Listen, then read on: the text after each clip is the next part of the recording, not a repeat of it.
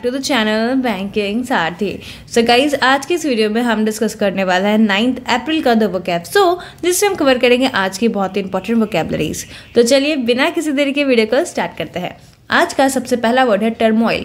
Turmoil क्या होता है? ये एक नाउन है जिसका मतलब होता है a state of disturbance, confusion और अनसर्टेनिटी। यानी एक ऐसा सिचुएशन जिसमें कि बहुत ज़्यादा डिस्टर्बेंस हो, कन्फ्यूज़न हो, अनसर्टेनिटी हो, यानी कि क्या होने वाला है आगे कुछ समझ ना आए, उस सिचुएशन को हम क्या कहते हैं? टर्मोइल। सिनोनिम्स क्या हो जाएगा? टर्बुलेंस या केओस। एंटोनिम्स क्या हो जाएगा? काम या पीस। याद करने की ट्रिक देखिए, तालिबान के एंट्री से अफगानिस्तान में टर्मोइल हो गया। यानी जब तालिबान ने एंट्री की अफगानिस्तान में तो वहाँ पर सिचुएशन कैसा हो गया? वहाँ बहुत ज़्यादा डिस्टर्बेंस, अनसर्टेनिटी, कन्फ्यूजन का माहौल हो गया था। तो इस ट्रिक से आपको ये वर्ड याद रहेगी। एग्जाम्पल देखिए, the country was in turmoil. जो कंट्री है वो किस में था? टर्मोइल में था, यानी कि बहुत ही डिस्टर्बेंस और कन्फ्यूजन वाले सिचुएशन में था। ठीक है, तो यहाँ पे हमने देखा कि इस वर्ड को हम सेंटेंस में कैसे यूज कर सकते हैं। मूव करते हैं नेक्स्ट वर्ड पे। नेक्स्ट वर्ड है इम्पैटिक। इम्पैटिक क्या होता है? ये एक एडजेक्टिव है जिसका मतलब होता है expressing something forcibly and clearly. यानी कोई भी चीज़ को बहुत ही फोर्स के साथ कोई चीज़ बोलना, दबाव देकर कोई चीज़ बोलना या स्पष्ट रूप से किसी चीज़ को एक्सप्रेस करना क्या कहलाता है? इम्फैटिक कहलाता है। सिनोनिम्स क्या हो जाएगा? वेहीमेंट या फर्म। एंटोनिम्स क्या हो जाएगा? हेसिस्टेंट या टेंटेटिव। याद करने की ट्रिक देखिए, एम्प्लॉयज़ ने अपने राइट्स को इम्फैटिक होकर बताया। यानी एम्प्लॉयज़ ने अपने राइट्स के बारे में बहुत ही क्लियरली और फोर्सिबली बताया कि हमारे ये राइट्स हैं, हमें ये मिलने चाहिए। ठीक है, तो इस ट्रिक से आपको ये वर्ड याद रहेगी। एग्जाम्पल देखिए, she was emphatic about the importance of discipline. वो अपने इम्पोर्टेंस ऑफ डिसिप्लिन के बारे में बहुत ज़्यादा इम्फैटिक होकर थी। ठीक है, यानी वो क्या सोच रखती है अपने डिसिप्लिन के बारे में, उसके लिए वो अपनी बातों को बहुत ही स्पष्ट और फोर्सिबली तरीके से बता रही थी। ठीक है, तो यहाँ पर हमने देखा कि इस वर्ड को हम सेंटेंस में कैसे यूज़ कर सकते हैं। मूव करते हैं हम नेक्स्ट वर्ड पे। नेक्स्ट वर्ड है यूनैनिमस। यूनैनिमस क्या होता है? ये एक एडजेक्टिव है जिसका मतलब होता है ऑफ 2 और more people fully in agreement.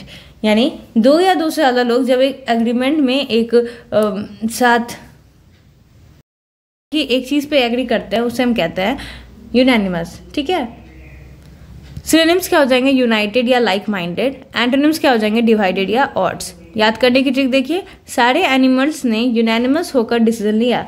यानी सारे एनिमल्स ने एकजुट होकर एक साथ एग्रीमेंट में कोई डिसीजन लिया। एग्जाम्पल देखिए, the school board was unanimous in its support of decision. जो स्कूल बोर्ड था वो अपने डिसीजन के सपोर्ट में यूनैनिमस था। यानी सारे जो लोग थे बोर्ड के वो सारे एग्रीमेंट में थे, सारे एक दूसरे से फुल्ली अग्रीड थे। मूव करते हैं हम नेक्स्ट वर्ड पे। नेक्स्ट वर्ड है डिबंक। डिबंक क्या होता है?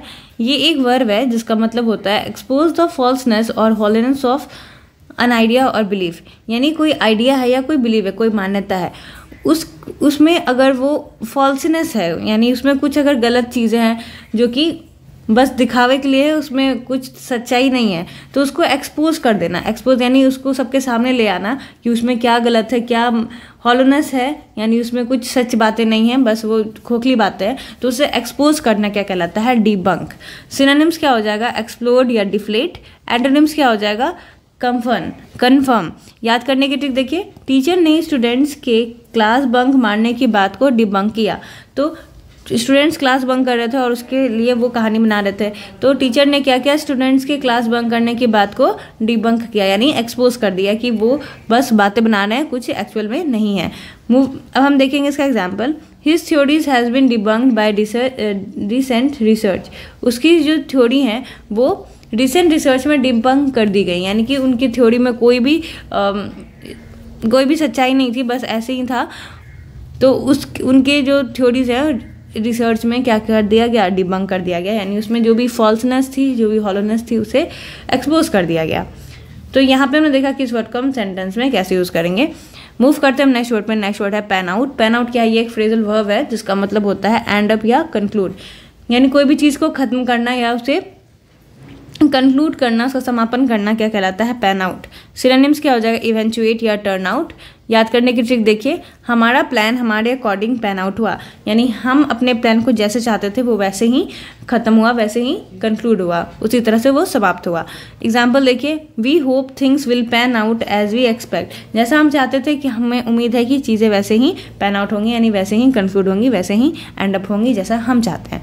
तो यहाँ पे हमने देखा कि इस वर्ड को हम सेंटेंस में किस तरह से यूज़ कर सकते हैं। तो उम्मीद करती हूँ आपको सारे के सारे वर्ड्स इंपॉर्टेंट लगे होंगे और ये ट्रिक्स आपको इन वर्ड्स को याद रखने में मदद करती होंगी।